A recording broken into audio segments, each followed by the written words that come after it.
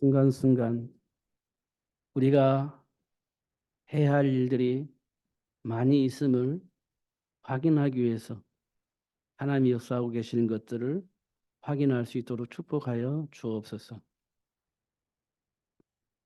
우리 안에 다른 생각, 다른 체질을 가지고 있음을 확인합니다. 하나님이 주신 축복 안에의 선택을 할 수 없는 다른 그 무엇이 우리를 지배하고 있음을 확인합니다. 벗어나 보려고 아무리 발버둥 쳐도 벗어날 수 없는 그런 삶의 모습을 우리의 삶 속에서 확인합니다. 하나님 이 문제를 해결해 주신 그리스도를 알게 해주셨사오니 그리스도 예수 안에서 해방되어지는 것을 확인할 수 있도록 성령으로 역사하여 주옵소서.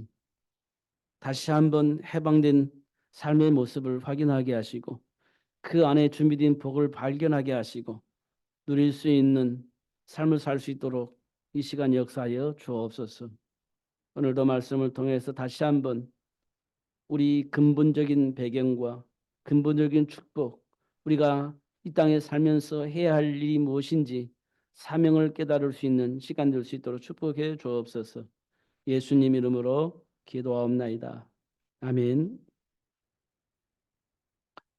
성경을 보면 생육하고 번성하여 땅에 충만하라 이렇게 말씀을 하고 있습니다.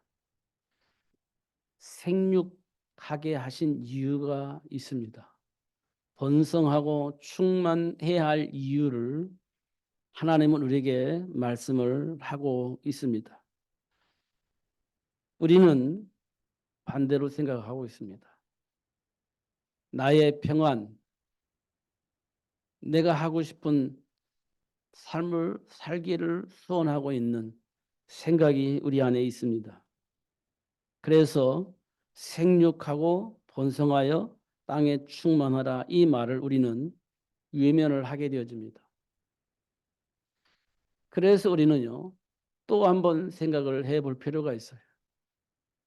하나님께서 이 땅에 가정이라고 하는 이 시스템을 왜 만드셨을까? 가정이란 이 시스템이 이 땅에 왜 존재하는가? 이거 우리 깊이 묵상을 해야 됩니다. 그래서 우리가요 하나님이 원하시는 그쪽으로 생각과 삶이 바뀌어져야 됩니다. 그래야 현장이 바뀌어지는 겁니다. 내가 하고 싶은 거, 내가 소원하는 거, 그것이 하나님의 계획 속에 있다면 당연히 우리가 해야 할 겁니다. 그러나 하나님과 상관이 없는 일이고 오히려 하나님의 일을 대적하는 일이라면 그거 우리가 돌이켜야 됩니다. 사도 바울이 그렇게 했어요. 내가 가지고 있는 것은 무한히 많다.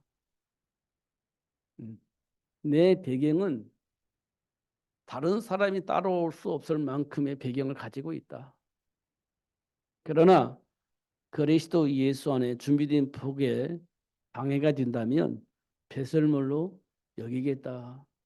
나는 오직 그리스도 붙잡고 로마 복음화 그것을 향해서 달려갈 길을 달려갈 것이다. 이렇게 이야기를 했습니다.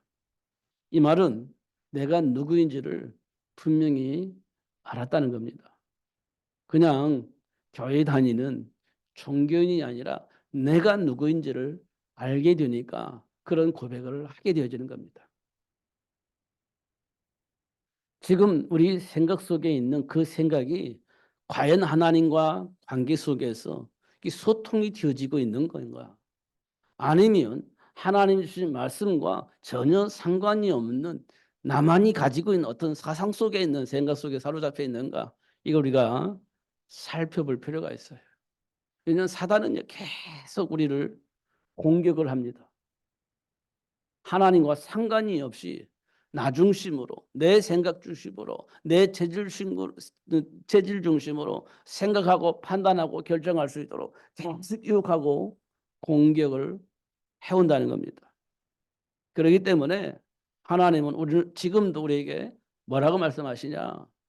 생육하고 번성하여 땅에 충만하라. 정복하라. 다스리라. 이렇게 말씀을 하고 있습니다.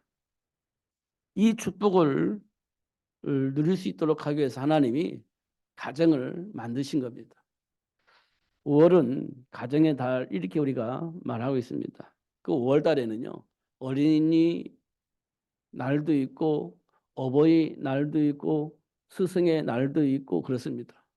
이걸 잘 이렇게 생각해 보면 세상을 살릴 수 있는 사람을 만들어낼 수 있는 그런 시스템이 되어지기를 원하는 그런 내용이 담겨져 있습니다.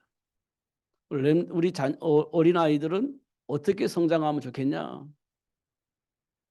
이 어린아이들이 이 땅에 왜 존재하느냐? 그거 알게 하려고 어린아이를 만들어 놓았고요. 그러면 그 어린이들을 잘 키우는 부모님에 대해서 생각은 어떠냐? 그래서 어버이날을 만들어서 자기 자신을 정체성을 놓치지 않고 누리며 살 수 있도록 잘 양육해 주신 부모님을 생각할 수 있는 날. 그게 어버이날입니다. 그리고 세상을 살릴 수 있는 멋있는 사람으로 잘 교육시킨 스승이 있습니다. 그 스승님께 감사하는 날. 그게 5월 달 안에 다 있습니다. 우리가 조금만 생각해 보면 정체성을 가지고 조금만 생각해 보면 참 감사할 일이 많아요. 그렇구나. 그 왜곡하여서 분쟁하는 그 일들이 대부분이 사라질 겁니다. 정체성 안에서 조금만 생각해 보면 왜곡돼서 분쟁할 수밖에 없는 일들이 막 벌어지겠지만 그 문제들이 대부분 사라지게 될 겁니다. 근데 정체성을 모르니까 정체성을 놓치고 자기 생각대로 자기 감정대로 막 말하다 보니까 분쟁이 생기고 이 분쟁은 해결되지 않는 문제입니다. 끊임없이 발생하게 될 겁니다. 이 문제를 어떻게 해결해요? 해결할 수 없을 겁니다. 세례요한이 나와도 엘리야가 나와도 예레미야가 나와도 선지자 중 한 사람이 나와도 이 분쟁은 해결되지 않아요. 정체성이 회복되지 않으면 해결되지 않는 문제입니다. 그래서 이 세상은요. 혼돈 속에 빠지는 겁니다. 빠져나올 수가 없어요.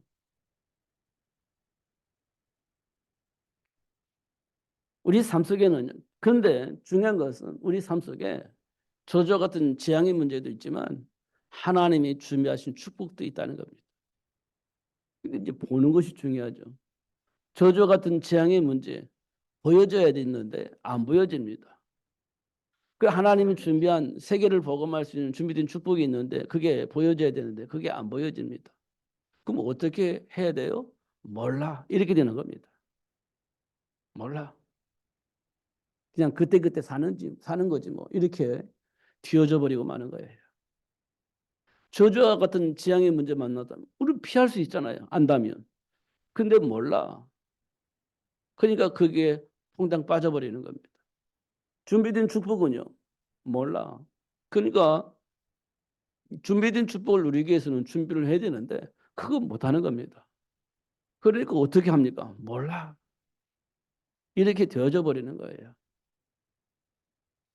거기에다가 세상 풍조를 통해서 막 재밌게 살 수 있는 그 뭔가 만들어내는 겁니다. 그럼 우리 여러분들은 몰라 그냥 막 그 문화 속에 빠져버리는 거죠. 그러면 내 인생의 미래는요. 몰라 그냥 즐기는 거죠. 이런 세상이 되어져 있습니다. 이 문제를 어떻게 해결해? 해결이 안 됩니다. 정체성을 회복하지 않으면 이 문제 해결되지 않습니다. 어느 누가 말을 해도 해결되지 않아요. 중요한 것은 우리가요. 선택을 해야 되는데 선택할 수가 없어요. 모르니까. 그래서 하나님이 저와 여러분을 불러서 뭘 알려주시느냐. 이 땅에 저주와 재앙 같은 삶의 문제가 있다. 이 문제에서 빠져나와야 되는데 빠져나올 수가 없어. 그래서 내가 너희를 위해서 여자의 우선을 보내주어서 그 빠져나오게 하고 그 다음에 내가 준비한 그 축복이 있는데 그 발견해서 누릴 수 있도록 축복할 거야 라고 얘기를 해주고 있는 겁니다. 그러니까 예수 안에 들어오니까 그게 이제 보여지는 겁니다. 저주와 같은 재앙의 삶이 무엇인지 또 하나님이 우리 삶 속에 준비한 축복이 무엇인지 그 보게 하시고 준비할 수 있도록 그렇게 축복을 하신 겁니다. 이거 정말 중요한 부분이에요. 이거 아무것도 아닌 것처럼 보이고 막 기초적인 것처럼 보이지만 이게 전부입니다. 사실은. 어, 모세가요. 왜 애굽의 왕궁에서 나왔죠? 당신의 백성을 돌아보는 마음이 생겨서 그렇습니다. 당신의 백성을 돌아보는 마음이 생겼어요. 노예로 살고 있는 모습이 보인 겁니다. 그들 어떻게 하면 도울 것인가라는 생각이 들으니까요. 애굽의 왕궁에 가만히 있을 수가 없는 겁니다. 있을 수가 없지. 자기 가만히 있으면 애굽의 왕이 될 수도 있어요. 왕자니까. 근데 자기 백성이 고통당하고 있는 거예요. 그걸 가만히 놔둘 수가 없는 거지. 그래서요. 왕자리도 잃어버리고 백성도 돌아볼 수도 없고 도망 나와버린 겁니다. 그게 모세의 모습입니다.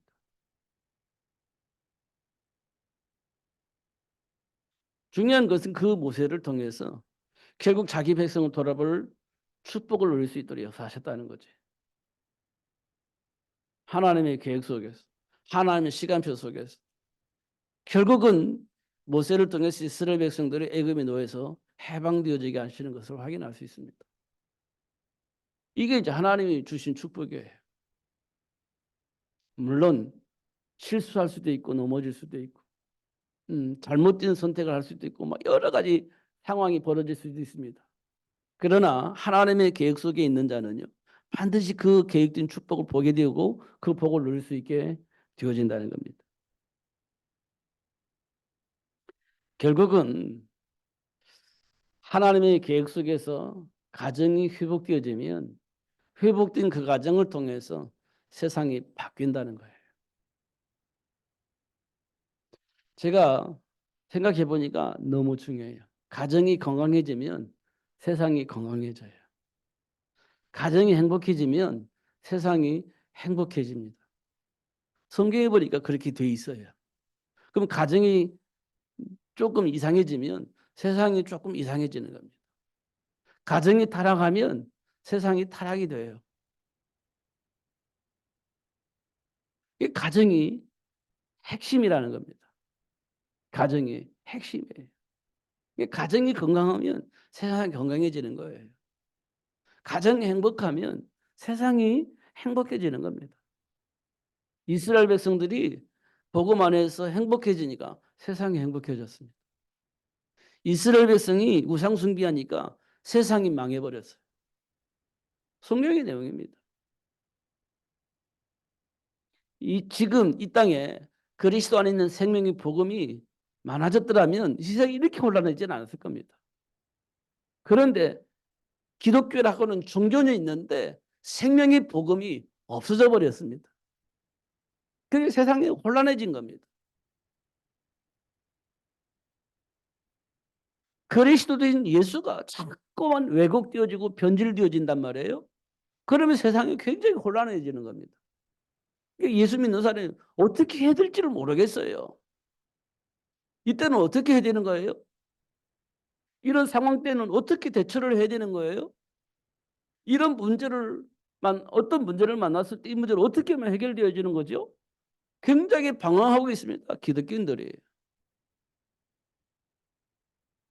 왜 방황하냐면 그리스도를 놓치고 자꾸 뭔가 변질된 신앙생활을 하기 때문에 그렇게 되어지는 겁니다.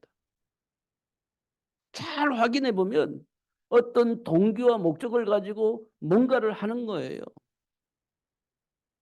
자꾸 그리스도가 변질되고 왜곡되어지니까 이때는 어떻게 해야 되죠? 방법을 자꾸 찾는 겁니다. 이런 문제를 만났을 때는 어떻게 해야 됩니까? 이런 상황에서는 어떻게 해야 됩니까? 자꾸 질문을 하게 되어집니다. 이유는요, 동기와 목적을 달성하기 위해서 방법을 찾는 거예요. 그런데요, 성경에 보니까 내 증인이 되리라 하시니라, 이 말은 하나님이 하신다는 거예요. 내가 하는 것이 아니라 하나님이 하시는 일이에요. 세계복음화 하나님이 하시는 일입니다. 그러면 누구를 통해서 그 일이 일어나겠습니까?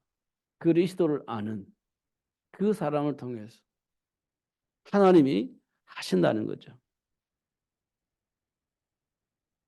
그러니까 우리가요, 나도 모르게 세계복음화라고 하는 동기 안에서 그 동기를 만족시키기 위해서 이때는 어떻게 됩니까? 저 때는 어떻게 됩니까? 라고 생각을 하다가 답이 없으니까 방황하는 거예요. 그러면 어떻게 해요? 누군가를 쫓아가야 되는 거예요. 이때는 어떻게 됩니까? 답을 얻을 수 있는 누군가를 쫓아가야 되는 거예요. 근데 그 사람이 왜곡된 말을 하면 어떻게 할 거예요? 그럼 그 말은 이제 그 사람 쫓아갔다는 말은 그 사람 말을 믿는 거잖아요. 쫓아가서 근데 그 사람이 왜곡된 말을 했다고 생각해 보세요. 참 곤란한 일이 벌어질 겁니다. 왜곡되지 않고 하나님의 말씀을 잘 전달하면 너무너무 좋겠죠. 훌륭하고 멋있죠. 근데 혹시 그 사람이 왜곡됐다면 어떻게 할 거냐? 참 곤란한 일이 벌어질 겁니다. 근데 하나님께서 뭐라고 말하냐? 내게 기도해. 예수님 이름으로 내가 기도해. 그럼 내가 너 알려줄 거야. 이게 얼마만큼 중요한 말인지 우리는 쫙 깊이 묵상해야 됩니다. 예수님 가르쳐 준대요. 기도하면. 이렇게 말씀을 하고 있습니다. 그래서 가정이 건강하고 그 속에 있는 사람들이 건강해지면 세상이 행복해지는 겁니다. 성경은 그렇게 말하고 있어요. 그래서 건강한 가정을 만들어라 이렇게 말씀을 하고 있는 겁니다. 그래 놓고서는 뭐라고 말씀하시냐면 창세기 3장에 아담과 하와가 하나님의 말씀을 불신하고 떠나가게 되어집니다. 하나님을 불신하고 선악과 따먹게 되어집니다. 이제부터 이제 가정이 건강해지지 않죠. 아담은 하와를 원망하고 하와는 또 이렇게 또 원망하고 이게 건강하지 않은 겁니다. 그게. 너 때문이야, 너 때문이야. 이게 이제 건강하지 않는 모습입니다. 부모는 자식들 때문에 힘들고 자식들은 부모님 때문에 힘들고 이게 건강하지 않는 모습입니다. 언제부터 그랬습니까? 하나님의 말씀을 불신앙하고 하나님을 떠나면서부터 시작된 문제입니다. 그게 건강하지 않는 모습이에요. 아담과 하와에게 보여주셨어요. 그리고 그 속에 가인과 아벨이 있었습니다. 그런데 건강하지 못한 가정에서 가인과 아벨도 건강하지 못하게 성장하는 거죠. 이거 확인할 수 있습니다. 그리고 요셉은요, 하나님 주신 언약 속에서 잘 준비되어 있었습니다. 그런데 형들이 요셉을 노예로 팔아버립니다. 이런 일들이 벌어져. 이게 건강하지 못한 모습입니다. 그런데 이 요셉이 건강한 가정을 회복해요. 당신들이 나를 이곳에 파는 게 아니라 하나님이 당신의 계획을 이루기 위해서 나를 이곳에 보냈습니다. 이렇게 되니까 형들과 요셉이 관계가요, 회복되어집니다. 그게 건강한 모습이에요. 이게 건강한 모습입니다. 예수를 모르면 이게 회복되지 않는 거예요. 우리 생각으로 우리가 가지고 있는 윤리나 삶의 어떤 기준을 가지고 회복하려고 발버둥 쳐도 이게 회복이 안 돼요. 그리스도를 통해서만 그게 회복되어지고 건강하게 되어지는 겁니다. 결국 하나님이 원하는 자를 불러서 이 복음을 알게 하시고 이 복음을 알고 있는 그 가정을 통해서 세계를 복음화할 수 있는 삶의 축복을 누릴 수 있도록 역사하시는 것을 확인할 수가 있습니다. 이게 사실이어야 돼요. 그냥 종교적인 말이 아니고 사실이어야 됩니다. 그래서 자꾸 정체성이라는 말을 쓰는 거예요. 현실은 또 다르거든요. 왜? 사단의 문화 속에 있기 때문에 현실하고는 또 달라요. 그러니까 현실 속에 있는 나는 복음을 선택할 것이냐, 현실을 선택할 할 것이냐, 둘 중 하나의 선택을 해야 되는 거예요. 근데 대부분은 현실을 선택을 하는 거예요. 현실이 사실이니까. 그러면 이제 막 혼란 속에 빠지는 거죠.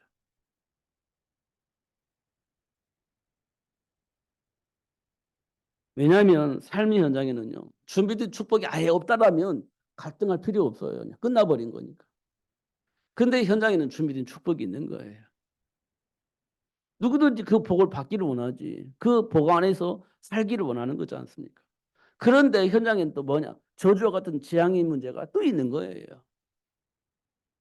안 받고 싶은데 그게 지금 내 생각과 삶을 지배하고 있는 거예요. 그러면 둘 중에 하나를 선택을 해야 되는데 선택의 조건이 우리에게는 없어요. 왜냐하면 죽음에 대한 두려움 때문에 어쩔 수 없이 망할 수밖에 없는 삶을 선택할 수밖에 없는 배경이 우리에게 있는 거예요. 그래서 선택을 날마다 잘못하게 되어져 있는 겁니다. 알면서도 그 축복을 선택하지 못하고 알면서도 저주와 같은 재앙을 선택하게 되어지는 거예요. 왜냐면 난 그럴 수밖에 없는 배경이 내게 와 있으니까요. 뭐 어떻게 합니까 그거? 할 수가 없지.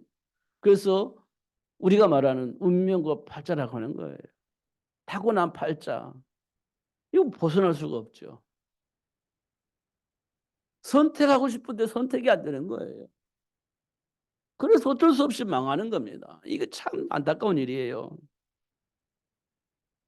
그래서 하나님이 즉시로 찾아오셔서 그 문제를 해결할 여자의 손을 약속하셨는데 이 약속의 말씀이 내게 들어왔는데도 불구하고 그 말이 무슨 말인지 모르고 또 죽음에 대한 두려움 때문에 막 이게 질질 끌려다니는 삶을 살고 있는 거예요. 그게 예수 믿는 사람들의 모습입니다. 다 끝내줬는데도 불구하고 현실의 문제 앞에서 어떻게 해야 될지 알지 못하고 있는 거예요. 다 끝내줬는데, 다 해결해 줬는데, 준비된 복을 마음껏 누릴 수 있는 신박원세를 다 회복시켜 주셨는데도 불구하고 현실 앞에 우리가 어떻게 해야 될지를 모르는 겁니다. 이게 지금 기독교인들의 모습입니다. 그래서 어, 요셉처럼 삶의 여정 속에 준비된 축복 발견을 하면 누릴 수 있는데 그거 모르는 겁니다. 지금. 그래서 지금 어떻게 하면 내 잘 먹고 잘 살 것이냐? 어떻게 하면 내가 원하는 걸 할 수 있을 것이냐? 이것밖에 우리 머릿속에 있는 게 없어요. 하나님 준비한 삶의 여정이 안 보이는 겁니다. 그래서 선택을 자꾸 왜곡된 선택을 하는 거예요.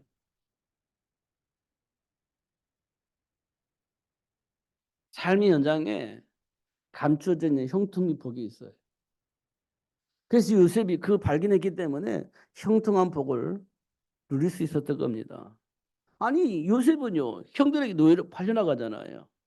누면서 감옥에 가잖아요.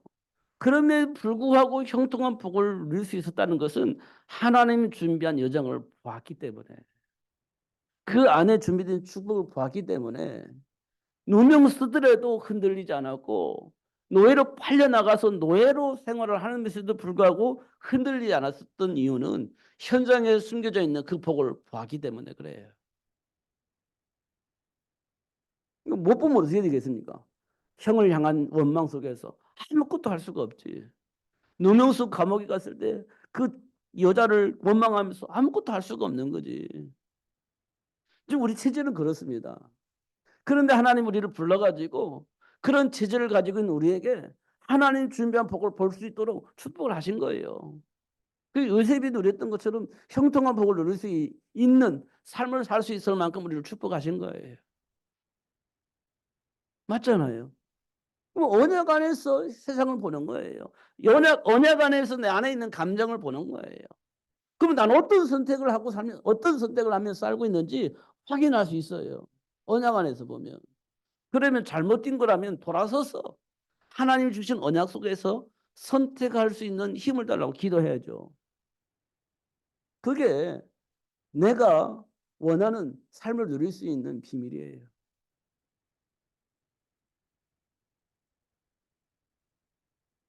출애굽을 한 이스라엘 백성들이 40년의 광야 생활을 해요.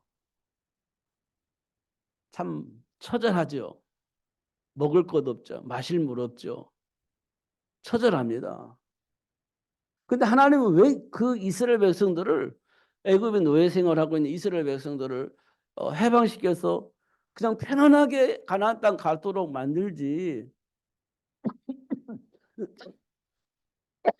왜 광야 40년을 가게 하십니까? 그 이유를 보니까요. 이미 가나안 땅에는요. 일곱 족속이 다 시스템을 만들어 놓고 지키고 있는 거예요. 근데 이스라엘 백성들이 공격해서 무너뜨릴 수 있는 그런 조직이 아니에요. 강한 군인이 자리 잡고 있는 겁니다. 믿음이 없이는 그걸 해결할 수가 없어요. 하나님과의 관계가 회복되지 않으면 그거 해결할 수가 없어요.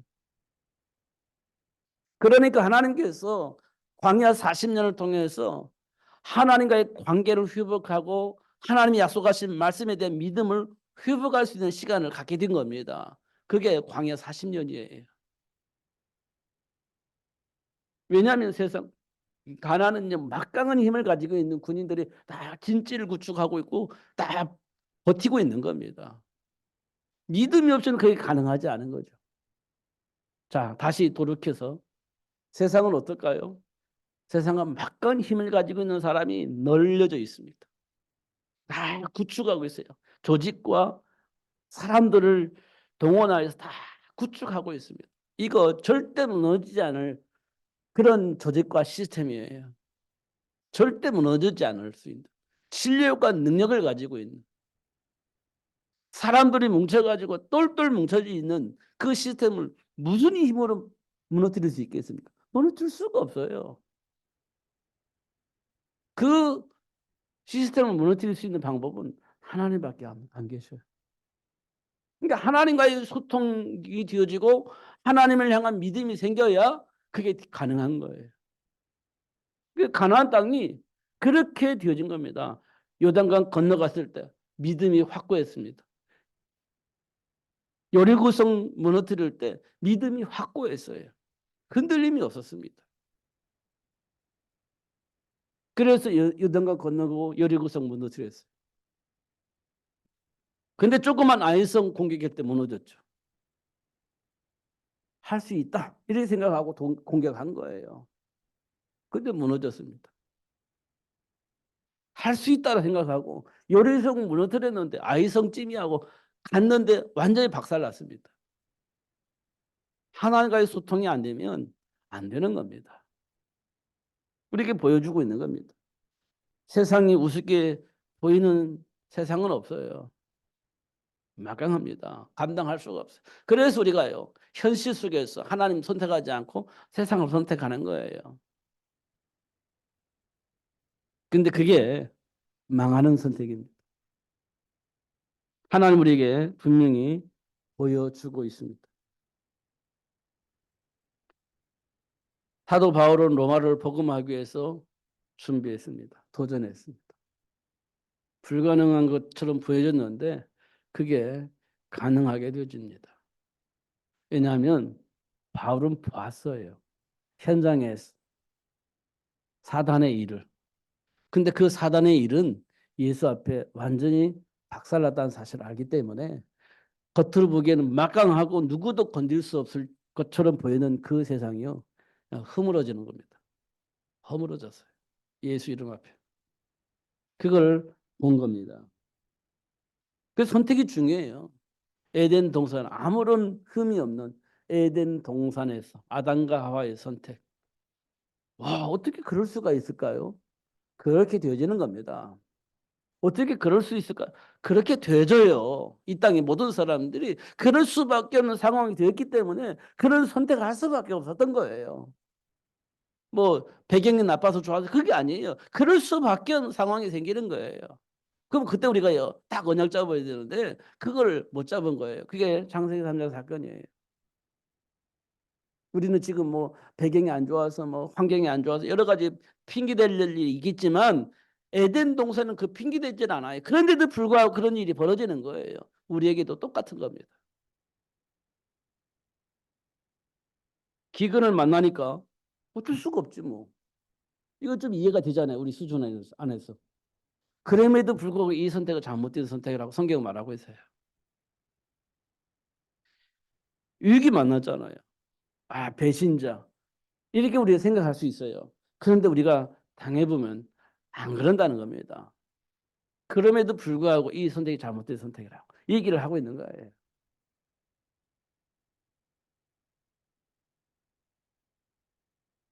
그럼 어떻게 해야 돼요? 노예가 된 요셉이요. 선택을 잘한 겁니다. 형통하게 되어지는 복을 누릴 수 있는 선택을 한 거예요.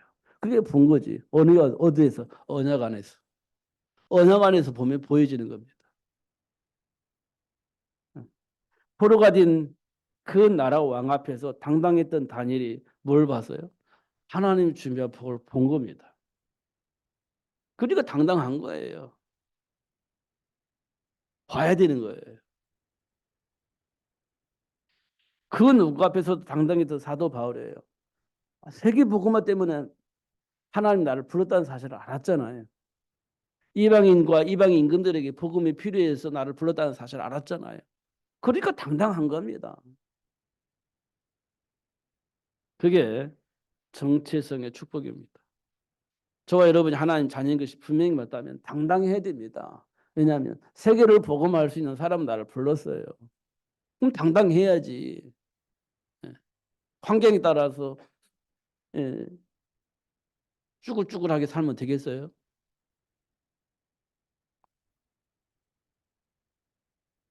중요한 것은 삶의 문화에 영향을 주고 있는 세상 풍조의 배경을 알아야 돼요.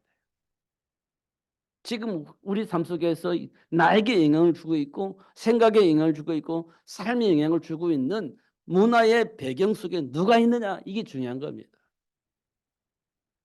그거 알아야죠. 고린도 지역을 장악했던 그 세상의 풍조는요. 우상을 숭배하는 거예요. 우상에게 제사를 지내서 그 속에서 복을 얻고자 하는 욕망이 가득한 삶의 문화를 만들어 놨습니다. 그게 고린도 지역을 장악을 했었어요. 그거 봐야 되는 겁니다. 근데 빌립보 지역은요. 귀신 들려 점하는 여종이 그 지역을 장악하고 있었습니다. 많은 사람들이 문제만 있으면 쪼르르 누구한테 가요? 귀신 들려 점하는 그 여종에 달려가서 점을 보고 선택을 하는 거예요. 이게 빌립보 지역이 완전히 장악되어 있는 거죠. 데살로니가 지역은요. 저자의 괴악한 자들, 시장의 경제인들입니다. 조직폭력배들. 이들이요. 데살로니가 지역을 완전히 장악을 한 겁니다. 그렇게 본 거예요. 그런데 그 현장에 고린도 지역에는 브리스가 부부가 있었고요. 그 빌립보 지역에는 루디아가 있었고요. 데살로니가 지역에는 야손이 있었습니다. 그 사람들을 통해서 무슨 일이 벌어졌느냐? 고린도 지역이 회복돼요. 정상적으로 회복되어져요. 빌립보 지역이 정상적으로 회복되어져요. 하나님과 소통할 수 있는 그래 인간의 정체성을 누릴 수 있는 삶의 축복이 회복되어져요. 다시 말하면 우상 문화가 없어지고요. 저만한 귀신들 저만한 이 여정이 복음 안에서 회복되어지고요. 이렇게 되어지는 겁니다. 이게 하나님이 원하는 거예요. 하나님이 그 일을 위해서 하나님 저와 여러분 부르신 거예요. 이 언약 붙잡고 기도하면 돼요. 그래도 수밖에 없어요. 그러다 보면 복의 근원이 되어지고, 그렇죠? 복의 근원이 되어지게 하고 그 복의 근원의 축복을 되물림하는 거예요. 그래서 이삭을 준비하는 거지. 그잖아요. 근데 내 생각에는요. 우리 생각에는요. 우리 삶의 문화 속에서는요. 이거 무시하는 거예요. 이거 무시하는 겁니다. 그리고 막 문화 속에서 뭐잘 먹고 잘 살고 내 마음대로 살고 결혼도 뭐 하면 뭐 귀찮고 자식 나면 뭐 더 힘들고 아예 결혼 안 하자 이게 지금 삶의 문화잖아요. 우리 그 영향 받고 있잖아요. 혼자 사는 게 편해. 이게 내 안에 들어와 있잖아요 이미. 근데 이 생각이 안 바뀌어져요. 그리고 준비 안 하잖아요. 기도 안 하잖아요. 나 혼자 사는 게 편안한 거니까.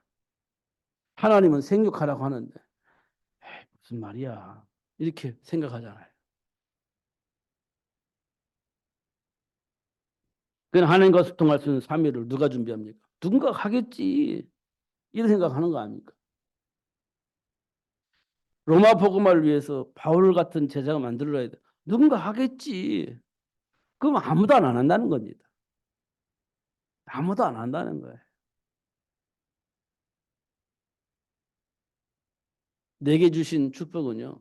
현장을 복음하는 거고 세상을 복음하는 겁니다.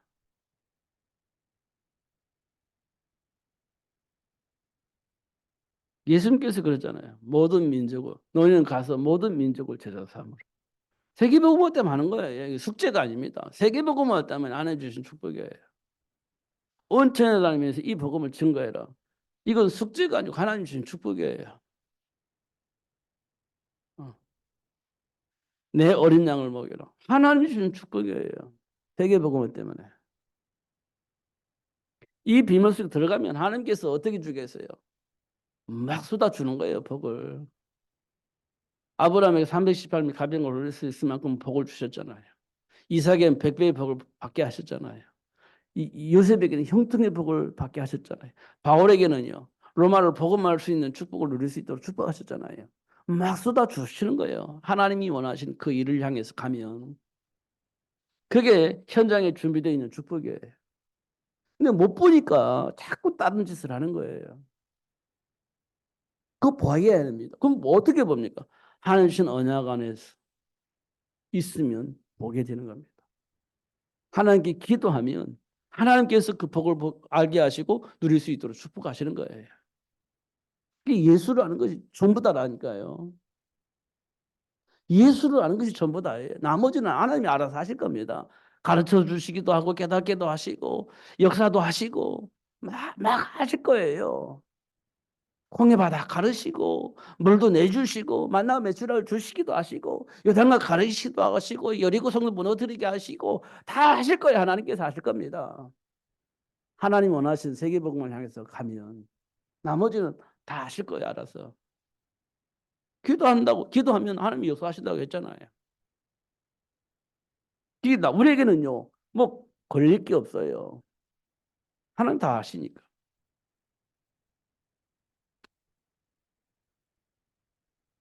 그러면 그 복을 영원히 내가 누리고 영원히 살 수만 있으면 뭐 자식 뭐 고민 안 해도 되지. 근데 내가 영원히 사는 존재가 아니야. 그러면 누군가에게 내 안에 준비된 축복을 대물림시켜야지. 그게 렘넌트 운동입니다. 그게 렘넌트 운동이에요. 아브라함이 이삭을 준비했습니다. 그리고 요게벳은 모세를 준비했어요. 그리고 한나는 사무엘을 준비했어요. 현장 복음화 때문에, 세계 복음화 때문에 준비된 축복입니다. 이거 우리 날마다 듣는 얘기라고 생각하지 마시고 이것 때문에 지금 하나님 역사하고 계신다니까요. 이 일 때문에. 이 일 때문에 하나님 역사하고 계시는 거예요. 일은 누가 막지 못하죠. 어. 절대 막히지 않습니다.